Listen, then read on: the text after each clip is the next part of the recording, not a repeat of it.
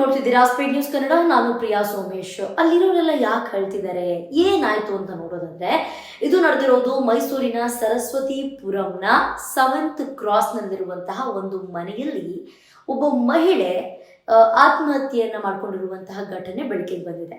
ಆದ್ರೆ ಆಕೆ ನೇಣು ಬಿಗಿದ ಸ್ಥಿತಿಯಲ್ಲಿ ಪತ್ತೆಯಾಗಿದ್ದಾಳೆ. ಆದ್ರೆ ಆ ಹೆಣ್ಣು ಮಗಳ ಮನೆಯವರೆಲ್ಲ ಅವಳು ಆತ್ಮಹತ್ಯೆ ಮಾಡ್ಕೊಂಡಿರೋದಕ್ಕೆ ಸಾಧ್ಯನೇ ಇಲ್ಲ, ಈ ಗಂಡನ ಮನೆಯವರು ಅಂದ್ರೆ ನನ್ನ ಅಳಿಮಯ್ಯನ ಮನೆಯವರು, ನನ್ನ ಅಳಿಮಯ್ಯ ಹಾಗೆ ನನ್ನ ಮಗಳ ಅತ್ತೆ ಸೇರ್ಕೊಂಡು ಕೊಲೆ ಮಾಡಲಾಗಿದೆ ನನ್ನ ಮಗಳನ್ನ ಅಂತ ಹೇಳ್ಬಿಟ್ಟು ವಾದವನ್ನು ಮಾಡ್ತಾ ಇದ್ದಾರೆ. ಬಟ್ ಇದು ಎಲ್ಲಿವರೆಗೂ ಬಂದಿರುತ್ತೋ ಗೊತ್ತಿಲ್ಲ. ವರದಕ್ಷಿಣೆ ಅರ್ಧ kg ಚಿನ್ನವನ್ನ ಕೊಟ್ಟು ಅದ್ರ ಜೊತೆಗೆ ಸ್ವಲ್ಪ ಹಣವನ್ನು ಕೂಡ ಕೊಟ್ಟು 2013ರಲ್ಲಿ ಸಂಧ್ಯಾ ಅನ್ನುವವಳನ್ನ ಈ ಅಕ್ಷಯ್ ಅನ್ನುವಂಥ ವ್ಯಕ್ತಿಗೆ ಕೊಟ್ಟು ಮದುವೆ ಕೂಡ ಮಾಡ್ತಾರೆ.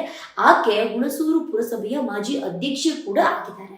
ಅಂದರೆ ವೆಲ್ ಎಜುಕೇಟೆಡ್, ಅಂದರೆ ನಾಲೆಡ್ಜ್ ಇದೆ ಅವರಿಗೆ. ಆತ್ಮಹತ್ಯೆ ಮಾಡ್ಕೋಬೇಕಾ ಮಾಡ್ಕೋಬಾರ್ದಾ ಅಥವಾ ನಾನು ಹೆಂಗೆ ಬದುಕಬೇಕು ಅನ್ನುವಂತಹ ಬೇಸಿಕ್ ನಾಲೆಡ್ಜ್ 100% ಇರುತ್ತೆ ಆ ಒಂದು ಮಹಿಳೆಗೆ.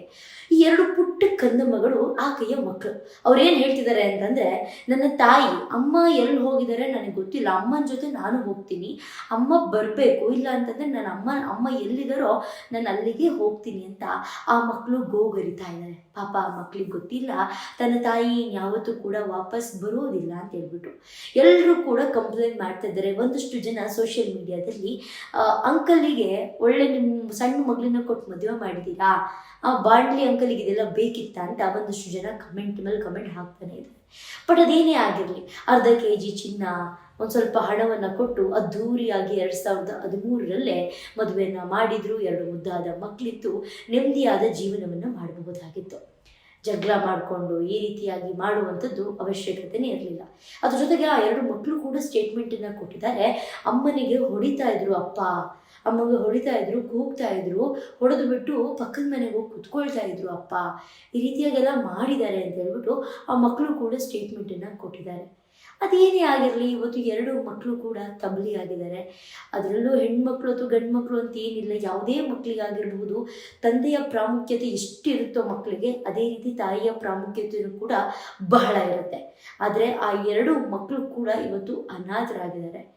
ಈ ಪಾಪ 2 ಮಕ್ಕಳು ಯಾರ ಮನೆಗೆ ಹೋಗ್ತಾರೆ, ಇನ್ಕ್ಲೂಡಿಂಗ್ ಅವರ ಅಜ್ಜಿ ತಾತ ಕೂಡ, ಅಜ್ಜಿನೂ ಕೂಡ ಅದನ್ನೇ ಹೇಳ್ತಿದ್ರು. ಇವತ್ತು ಆ 2 ಮಕ್ಕಳು ಏನು ಮಾಡಬೇಕು, ಆ 2 ಮಕ್ಕಳು ಜೀವನನೇ ಹಾಳಾಗೋಯ್ತು. ಆ ಮಕ್ಕಳು ನನ್ನ ತಾಯಿನ ತಂದು ಕೊಡು ವಾಪಸ್ಸು, ನನ್ನ ಅಮ್ಮ ಬೇಕು, ನನ್ನ ಅಮ್ಮನ ನಾನು ಕೊಡಲಿಲ್ಲ ಅಂದರೆ ನನ್ನ ಅಮ್ಮ ಇರೋ ಜಾಗಕ್ಕೆ ಹೋಗ್ತೀನಿ ಅಂತ ಹೇಳ್ತಿದ್ದಾವೆ.